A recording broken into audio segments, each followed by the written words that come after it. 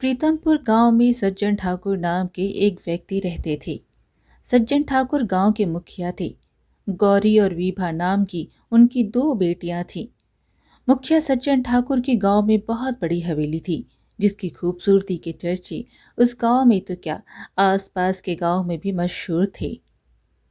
मुखिया की बेटी गौरी बड़ी थी, जिसका स्वभाव गंगा जैसा पवित्र था, जबकि विभा छोटी थी, जिसके मन में ईर्ष्या और द्वेष कूट कूट कर भरे थे। विभा गौरी से बहुत जलती थी।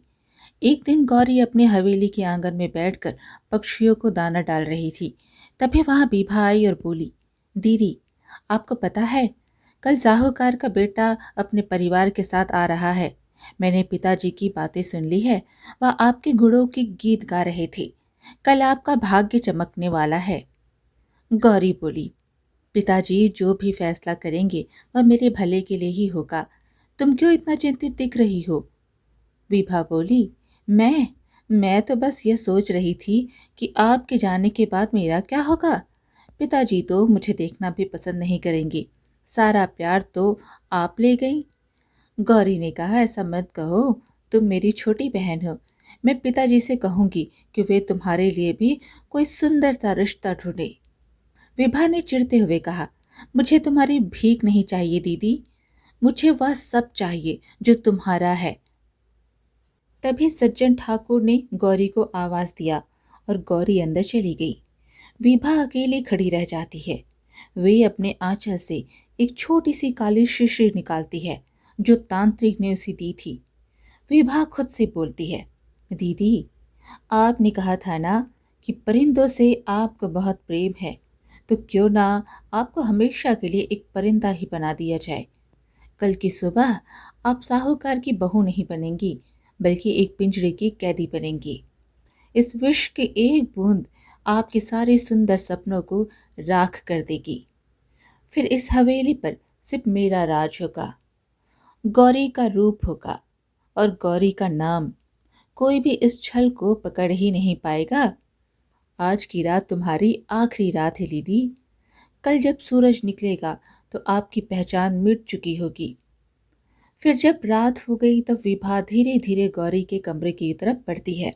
गौरी अपने बिस्तर पर लेटी कल के बारे में सोच रही थी। विभा के हाथ में गिलास था जिसमें दूध था, लेकिन उसकी रंगत कुछ अजीब सी है। विभा ने कहा, दीदी, क्या आप सो गई? गौरी बोली, नहीं विभा, अभी बस नींद की दहलीज पर पड़ी थी। आओ ना, अंदर आओ। तुम इतनी रात गए यहाँ क्या कर रही हो? विभा बोली, देखा आपके चेहरे पर कितनी थकान है। कल सुबह साहूकार के परिवार के सामने आपको कितना प्रसन्न दिखना है, और आप हैं कि अभी तक जाग रही हैं। मैंने सोचा आपके लिए गर्म दूध ले आऊं, इससे मन को शांति मिलेगी और नींद भी गहरी आएगी। गौरी बोली, तुम सच में बदल गई हो विभा। अभी कुछ देर पहले तुम कितनी उखड़ी उखड़ी बातें कर रही थी और अब मेरी चिंता कर रही हो। विभा ने कहा, क्यों ना करूं दीदी, आखिर बहन ही बहन के काम आती है ना। ये लीजिए, इसे पी लीजिए, बिल्कुल ताज़ा है। और मैंने इसमें केसर भी डाला है ताकि आपके चेहरे पर तेज और बढ़ जाए। गौरी ने कहा, तुम कितनी अच्छी हो। काश पिताजी तुम्हारे मन को भी पढ़ पाते। वह हमेशा तुम्हें चंचल समझते हैं, पर तुम तो बहुत समझदार हो गई हो। विभा अपने मन में सोचने लगती है, पी लीजिए दीदी, इससे पहले कि मेरा मन डोल जाए, इससे पहले कि पछतावा मेरी आत्मा को झकझोर दे, इसे पी लीजिए। गौरी जैसे ही दूध का पहला घूंट पीती है, उसे चाय का कुछ कड़वा महसूस होता है। वो विभा से बोलने लगी, विभा, इसका स्वाद कुछ अजीब सा है। क्या तुमने इसमें कुछ जड़ी बूटी डाली है? मेरे गले में कुछ जलन सी हो रही है। नहीं दीदी, वह शायद केसर की तेजी होगी। आप एक ही सांस में ना इसे पी लीजिए, तभी इसका प्रभाव होगा। रुकिए मत। गौरी विभा की बात पर विश्वास करके पूरा गिलास खाली कर देती है। चंद ही पलों में गौरी का अपना गला पकड़ लेती है और विभा से बोलने लगती है, विभा, ये क्या है? मेरे खून में जैसे आग दौड़ रही है। मेरा शरीर जैसे पिघल रहा है। विभा, विभा, बचाओ मुझे। पिताजी को बुलाओ। विभा बोली, अब कोई नहीं आएगा गौरी दीदी, ना पिताजी, ना वह साहूकार का बेटा, और ना ही कोई गांव वाला। आज इस कमरे में गौरी का अंत हो रहा है। इतना बोलकर विभा हंसने लगती है। गौरी बोली, तुमने मेरे साथ धोखा किया। मैंने तो तुम्हें हमेशा अपनी जान से बढ़कर चाहा। क्यों विभा, क्यों, क्यों? विभा बोली, क्योंकि तुम सूरज हो और मैं तुम्हारा साया, क्योंकि तुम्हारे होने से मेरा अस्तित्व मिट जाता है। अब देखो अपना अंजाम। वह तांत्रिक सच कहता था, यह विष तुम्हारी इंसानी काया को मिटा देगा। गौरी का जिस्म सिकुड़ने लगता है, उसके हाथ पैरों में बदलने लगते हैं और उसके मुंह से निकलने वाली चीख एक परिंदे की आवाज में बदल जाती है और गौरी चिड़िया बनकर फड़फड़ाते हुए बेबसी से विभा की तरफ देखती है। विभा हंसती हुई बोली, वाह, कितना सुंदर परिंदा है, सुनहरा, बिल्कुल दीदी जैसा चमकीला। लेकिन अब तुम बोलोगे नहीं, सिर्फ चहचहाओगी। अब तुम्हारी जगह यह रूप मेरा होगा। विभा काली शीशी का बचा हुआ कतरा अपने माथे पर लगाती है और कुछ मंत्र पढ़ती है। देखते ही देखते विभा का कद लंबा हो जाता है और उसके चेहरे की बनावट बदल जाती है और वह बिल्कुल गौरी जैसी दिखने लगती है। उसके बाद विभा पिंजरे पर एक काला कपड़ा डाल देती है और खामोशी से पिछले दरवाजे से हवेली से बाहर निकल जाती है। आधी रात का वक्त था। विभा, जो अब गौरी के रूप में थी, झाड़ियों को चीरती हुई आगे बढ़ रही थी। जिस बहन ने बचपन में गौरी की उंगली पकड़कर चलना सीखा था, आज वही उसे मौत की अंधेरी कुएं में ढकेलने जा रही थी। घने जंगलों में विभा रुक गई, इधर उधर देखती है। बस, यह जगह अधिक दूर और एकांत है। यहाँ पुरानी बरगद के पेड़ के साए में इस बदनसीब पंछी का अंत होगा। विभा पिंजरे से काला कपड़ा हटाती है और गौरी, जो अब सुनहरी चिड़िया थी, पिंजरे की सलाखों से अपना सर टकराती है और उसकी छोटी सी आंखों से आंसू बहकर उसके परों पर गिरने लगते हैं। विभा बोली, दीदी, इन आंसुओं का कोई मोल नहीं है। गौरी चिड़िया बेबसी से एक लंबी और दर्द भरी आवाज निकालती है, जैसे वह अपनी बहन से रहम की भीख मांग रही हो। विभा बोली, चुप हो जाओ, तुम्हारी यह आवाज मेरे कानों में चुभती है। तुम्हें क्या लगा था कि तुम साहूकार के घर की मालकिन बन जाओगी और मैं तुम्हारे पुराने कपड़े पहनकर जिंदगी गुजारूंगी? नहीं, अब इस हवेली की रानी मैं हूँ। कल जब सूरज निकलेगा तो मैं लाल जोड़ा पहनकर इस मंडप में बैठूंगी और तुम यहाँ किसी भेड़िए का निवाला बन चुकी रहोगी। विभा पिंजरे को एक पुराने खोखले पेड़ के नीचे जोर से पटक देती है और पलटकर भागने लगती है। गौरी पिंजरे के अंदर गिरती है और बेहोश हो जाती है। रात बीत गई और सूरज की पहली किरण ने जब जंगल की जमीन को छुआ तो वहां पर एक नौजवान लकड़हारा शंभू अपनी कुल्हाड़ी कंधे पर रख गुनगुनाता हुआ दाखिल हुआ। शंभू जैसे ही पेड़ के करीब पहुंचता है, उसे घास में कुछ चमकता हुआ दिखाई देता है। फिर ठिठक कर रुक जाता है और अपनी कुल्हाड़ी नीचे रख देता है। अरे, यह क्या है? सोने का पिंजरा! इतने भयानक जंगल में ऐसा पिंजरा कहाँ से आया? वह चुप होकर पिंजरा उठाता है और अंदर सुनहरी चिड़िया को देखकर दंग रह जाता है, जो अधमरी हालत में पड़ी है। इतना सुंदर परिंदा और यह दशा! इसके तो पंख भी जख्मी हैं। कोई इसे यहाँ मरने के लिए छोड़ गया। क्या किसी के दिल में इतनी कठोरता भी हो सकती है? शंभू आहिस्ता से पिंजरे का दरवाजा खोलता है और चिड़िया को अपनी हथेली पर रखता है।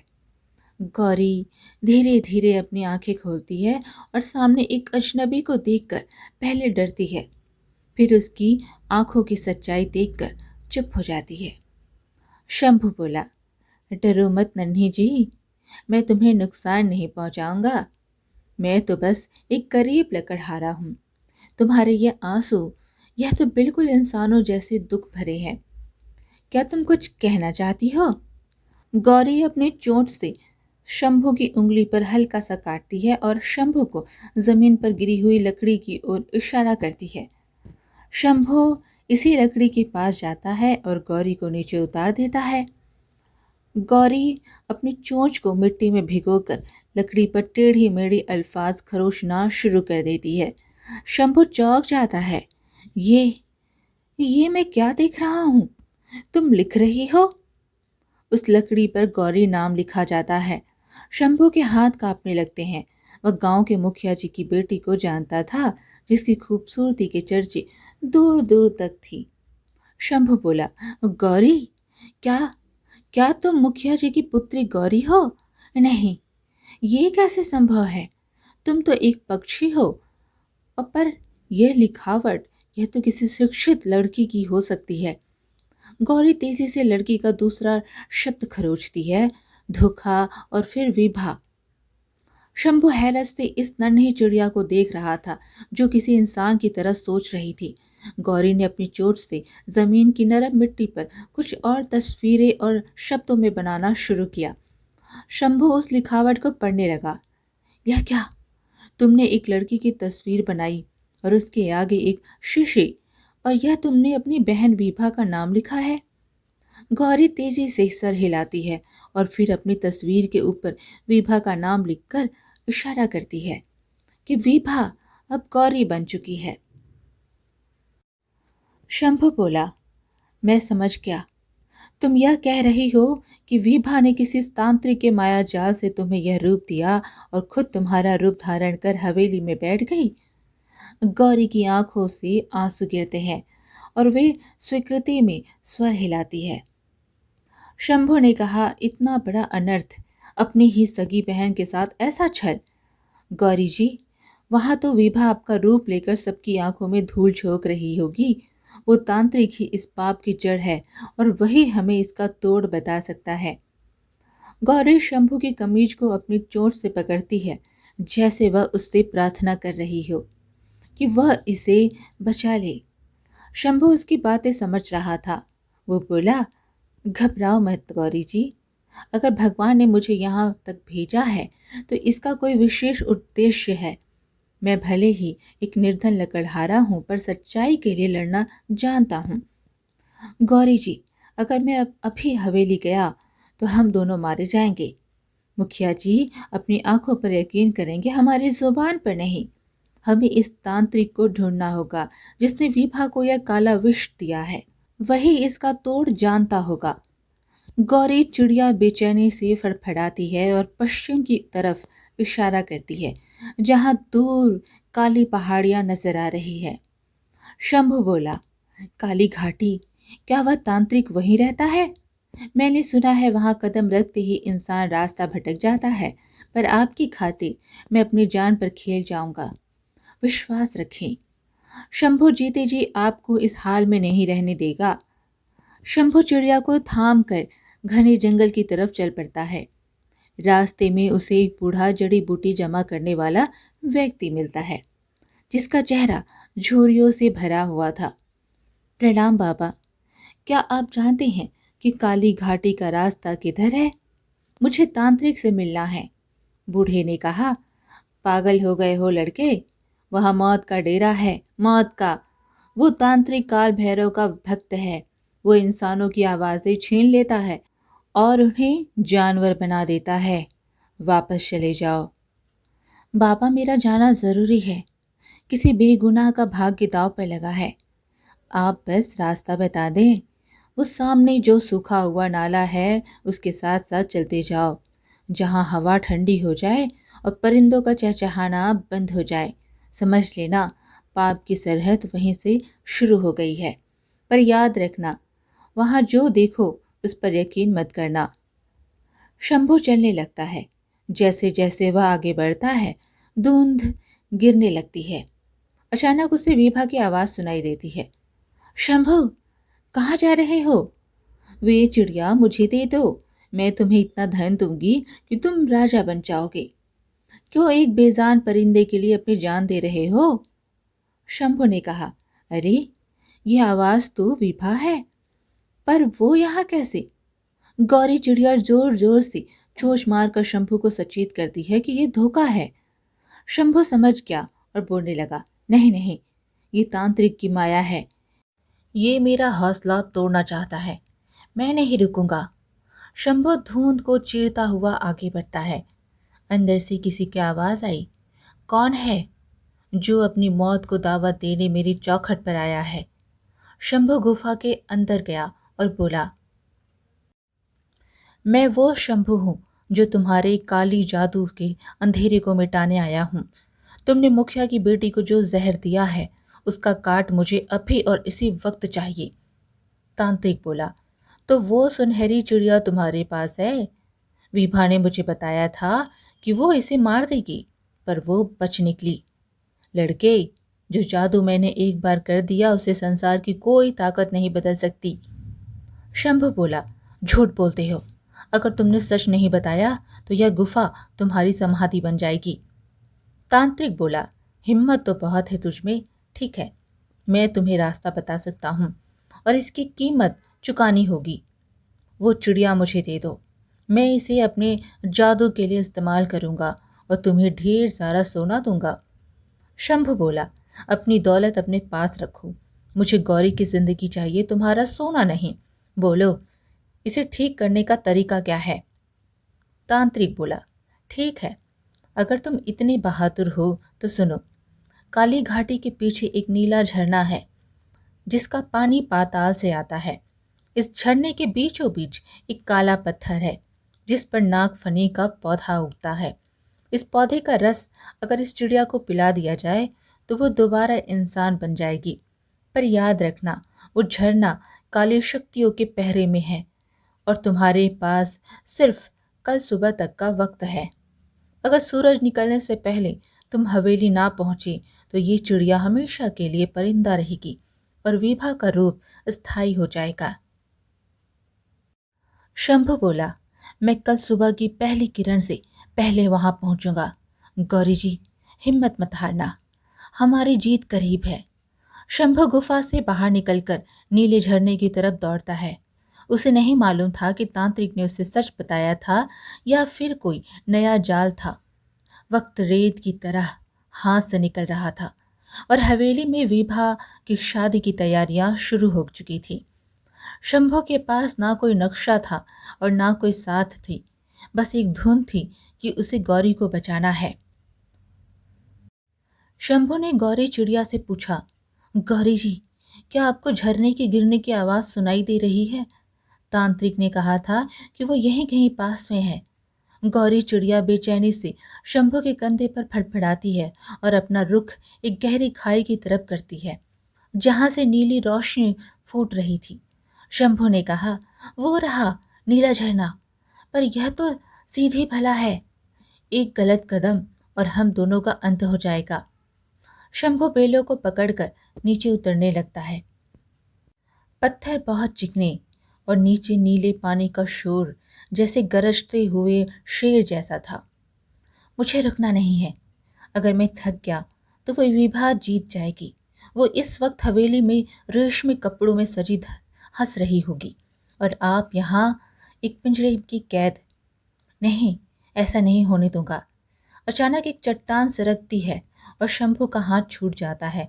वह कई फुट नीचे जाकर गिरता है, लेकिन खुशकिस्मती से वह एक रेतीले हिस्से पर गिरता है और उसका हाथ जख्मी हो जाता है और खून बहने लगता है। गौरी चिड़िया उड़कर तेजी से उसके जख्मों हाथ के पास आती है और अपनी चोट से उसे सहलाती है। उसकी आंखों में गहरा दुख था। शंभू बोला, घबराइए मत गौरी जी, यह लहू तो सच्चाई की कीमत है। देखो देखो, हम झरने के बिल्कुल करीब पहुंच गए हैं। झरने का पानी नीला था जैसे उसमें आसमान घुल गया हो। झरने के बीच एक काला पत्थर है जिस पर सब रंग का एक अजीब सा पौधा लगा हुआ था जिसकी पत्ती चांदी की तरह चमक रही थी। शंभू बोला, वही है नागफनी का पौधा, पर वहां तक पहुंचने के लिए इस धार को पार करना होगा। शंभू पानी में उतरता है। पानी बर्फ की तरह ठंडा था और उसे ऐसा लगता है जैसे हजारों सुइयां उसके शरीर में चुभ रही हो। फिर वह उस काले पत्थर तक पहुंचता है और नागफनी का पौधा जड़ से उखाड़ लेता है। लीजिए गौरी जी, यह पौधा आपकी नई जिंदगी है, इसे पी लीजिए।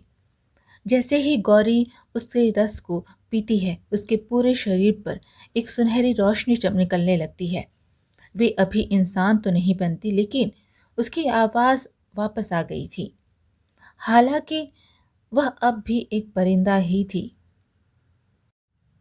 गौरी चिड़िया बोलने लगती है, शंभु, तुमने कर दिखाया। मैं बोल सकती हूँ, मैं अपनी पहचान साबित कर सकती हूँ। गौरी जी, आपकी आवाज ये तो चमत्कार है, पर आप अभी भी एक इंसान क्यों नहीं बनी? तांत्रिक ने झूठ बोला था शंभू, फिर मुझे सिर्फ मेरी आवाज दे सकता है, लेकिन मेरा काया तभी बदलेगा जब पिताजी के हाथ से वह जादुई पानी मुझ पर गिरेगा जो वो विभा के पास है। हमें हवेली पहुंचना होगा और अब हमारे पास सिर्फ दोपहर तक का वक्त बचा है। शंभू जंगल से बाहर की तरफ भागता आया। उसके पैरों में छाले पड़ चुके थे, लेकिन उसकी आंखों में एक जुनून है। वह रास्ते की रुकावटें, कांटों और पत्थरों की परवाह किए बगैर दौड़ रहा है। हम पहुंच गए गौरी जी, मैं आपको आपका अधिकार वापस दिला कर ही रहूंगा। दूसरी तरफ मुखिया जी की हवेली में शहनाइयां बज रही थी। विभा, जो गौरी बन गई थी, आईने के सामने बैठी अपनी जीत पर मुस्कुरा रही थी। उसे यकीन था कि गौरी चिड़िया अब तक किसी दरिंदे के पेट में जा चुकी होगी। बस कुछ देर और, फिर मैं इस गांव की सबसे बड़ी बहू बन जाऊंगी। दीदी, आपका भाग्य अब मेरे कदमों में है। गांव की हवा में शहनाइयों का शोर था। मुखिया जी की हवेली को दुल्हन की तरह सजाया गया था, जहां विभा लाल जोड़े में सजी मंडप की तरफ भाग रही थी। इधर जंगल में कठिन रास्तों को पार करता हुआ शंभू अपने सीने से सच्चाई की आग लिए हवेली के दहलीज तक पहुंच चुका था। हवेली बाहर पहरेदारों ने रोक लिया और कहने लगे, ए लड़के, अपना हुलिया देख, कपड़े फटे हुए, बदन लहूलुहान है, चल भाग यहाँ से, वरना आज तेरी खैर नहीं। शंभू बोला, आज मेरी जान भी चली जाए तो मुझे परवाह नहीं, मुझे मुखिया जी से मिलना है। एक महापाप होने जा रहा है, मुझे इसे रोकना है। पहरेदारों ने कहा, पागल हो गया है क्या तू, हैं? अंदर शुभ मुहूर्त शुरू हो चुका है, साहूकार का बेटा मंडप में बैठ गया है, चल चल पीछे हट हट। शंभू बोला, अगर आज तुमने मुझे रोका तो मुखिया जी का खानदान हमेशा के लिए खत्म हो जाएगा। शंभू ने जोर से चिल्लाकर कहा, ए गांव वालों, अरे देखो, तुम्हारी राजकुमारी के रूप में एक डायन मंडप की तरफ बढ़ रही है। मुखिया ये सुनकर गुस्सा हो गए। शंभू, ये क्या बदतमीजी है? तुम एक लकड़हारा होकर मुखिया की बेटी के विवाह में दखल दे रहे हो। सिपाहियों, इसे बाहर निकाल दो। शंभू बोला, रुक जाइए मुखिया जी, रुक जाइए। अगर आज मैं खामोश रहा तो आपकी बेटी की जिंदगी बर्बाद हो जाएगी। यह मंडप में जो लाल जोड़ा पहनकर बैठी है ना, यह आपकी बेटी गौरी नहीं बल्कि विभा है। हर जगह शोर मच जाता है, गांव वाले एक दूसरे को हैरत से देखने लगते हैं। तभी साहूकार ने कहा, क्या, ये तुम क्या कह रहे हो? यह तो मुखिया जी की लाडली बेटी गौरी है। विभा, जो गौरी के रूप में थी, घबरा गई और कहने लगी, पिताजी, इस गरीब लकड़हारे की बातें ना सुने, ये शायद पागल हो गया है या किसी ना किसी ने इसे मेरे खिलाफ भड़का दिया होगा। मैं आपकी अपनी गौरी हूँ। शंभू बोला, झूठ मत बोलो विभा, तुमने अपनी बहन को जादू के जहर से चिड़िया बना दिया और खुद इसका रूप लेकर यहाँ बैठ गई। मुखिया जी, ये आपकी बेटी नहीं बल्कि एक मक्कार बहरूपिया है। विभा बोली, पिताजी, यह मुझ पर कलंक लगा रहा है। अगर मैं विभा होती तो गौरी दीदी कहाँ है? क्या इसके पास कोई सबूत है? क्या यह सिर्फ हवा में तीर चला रहा है? मुखिया ने कहा, बोलो शंभू, क्या सबूत है तुम्हारे पास? अगर तुमने साबित ना किया तो अभी तुम्हारी गर्दन धड़ से अलग कर दी जाएगी। शंभू बोला, मुखिया जी, सबूत चाहिए आपको? तो देखिए, जिस गौरी को यह मरा हुआ समझ रही थी वह मेरे साथ है। शंभू सुनहरी चिड़िया अपने हाथ पर बिठाई विभा हंसते हुए बोली, सबूत? ये चिड़िया? पिताजी देखा आपने? इस लकड़हारे की मति मारी गई है। ये एक मामूली चिड़िया को आपकी बेटी बता रहा है। क्या अब ये परिंदा गवाही देगा? इसे अभी यहाँ से बाहर फेंकवा दीजिए। तब शंभू ने गौरी चिड़िया से कहा, गौरी जी, अब चुप मत रहिए, अपने पिता को बताइए कि आपके साथ क्या हुआ है। गौरी चिड़िया बोली, हाँ पिताजी, मैं गौरी हूँ। मुखिया चौंक गया। ये आवाज़ तो मेरी गौरी की आवाज़ है, पर यह कैसे हो सकता है? एक परिंदा कैसे बोल सकता है? ऐसा सन्नाटा छा गया जैसे सब पत्थर के हो गए हैं। विभा के चेहरे से रंगत उड़ गई।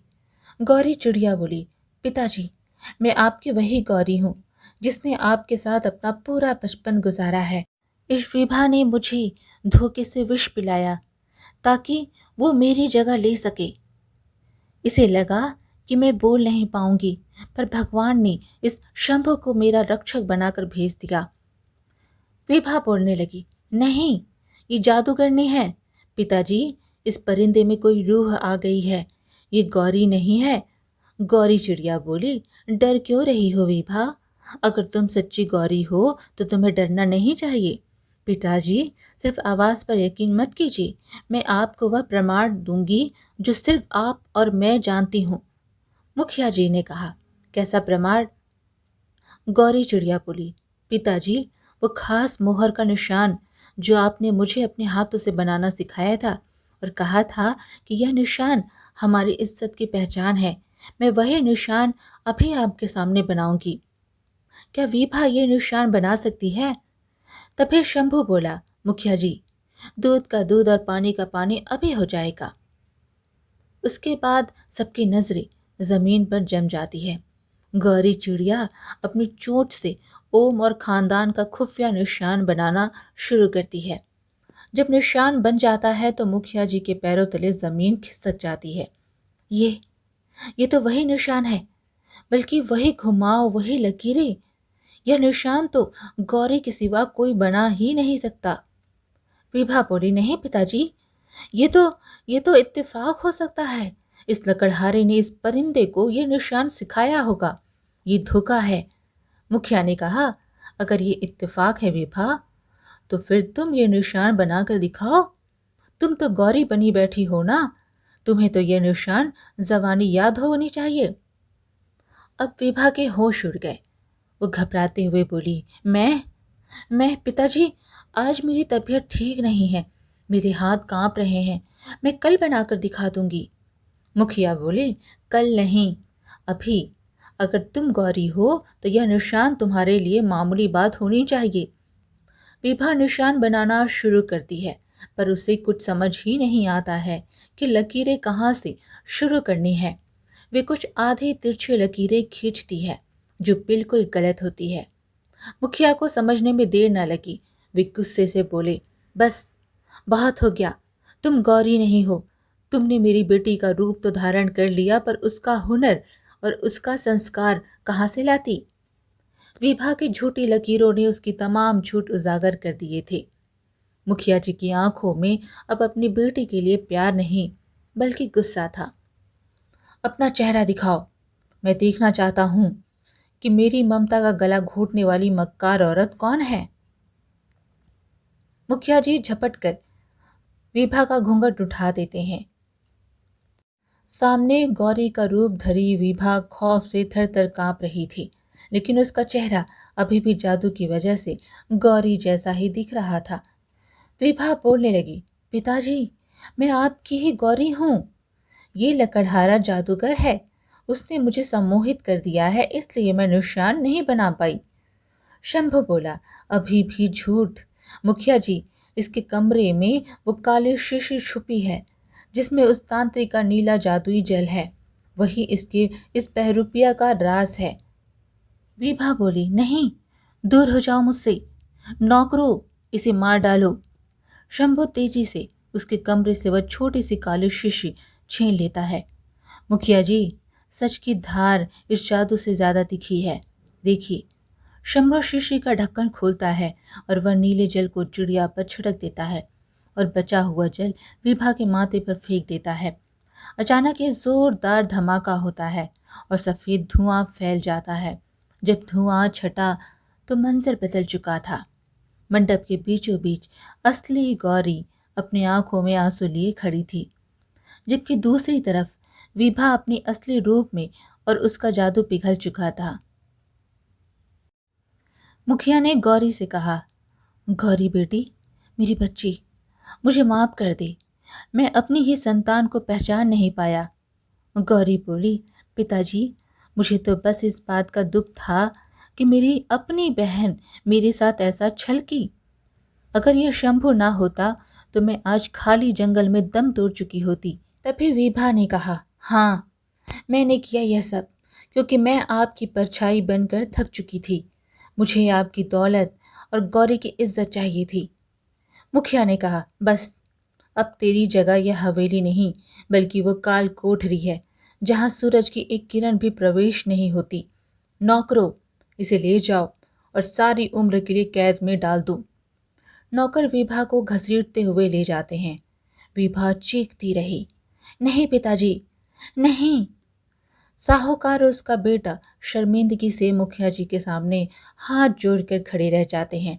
मुखिया जी, गौरी की सच्चाई की पहचान इस लड़के ने की है, हमने नहीं। हम इस रिश्ते के लायक नहीं हैं। वे लोग वहां से चले जाते हैं। मुखिया जी शंभू की तरफ मुड़ते हैं और कहते हैं, शंभू, तुमने मेरी बेटी को नई जिंदगी दी है। मैं तुम्हें खाली हाथ नहीं जाने दूंगा। शंभू बोला, मुखिया जी, मैं एक आम लकड़हारा हूँ। मेरा काम पूरा हुआ, अब मुझे अपने जंगल जाना है। मुखिया ने कहा, शंभू बेटा, योग्यता खानदान से नहीं संस्कार से होती है। क्या तुम मेरे घर के दामाद बनना स्वीकार करोगे? तब गौरी बोली, शंभू जी, जब मैं एक बेबस पंछी थी तब आपने मेरा साथ नहीं छोड़ा, तो अब जब मैं इंसान हूँ तो क्या आप मुझे अकेला छोड़ देंगे? क्या आप मेरा हाथ थाम कर इस हवेली को दोबारा खुशियों से नहीं भर देंगे? शंभू बोला, मुखिया जी, अगर आप और गौरी को मुझ पर विश्वास है तो मुझे यह रिश्ता सर आंखों पर मंजूर है। हवेली में फिर से शहनाइयाँ बजी, पर इस बार उनमें सच्ची प्रेम की खुशबू थी। मुखिया जी ने शंभू को बहुत सा धन और जायदाद दिया और गौरी और शंभू का विवाह पूरे गांव के लिए एक मिसाल बन गया। सच का उजागर हुआ और धोखे की आग हमेशा के लिए ठंडी हो गई। आज की कहानी यहीं पर समाप्त हुई। फिर मिलेंगे एक और कहानी के साथ। कहानी पसंद आए तो एक लाइक ज़रूर करें और कमेंट में हरे कृष्णा ज़रूर लिखें। चैनल को सब्सक्राइब करना बिल्कुल ना भूलें। धन्यवाद।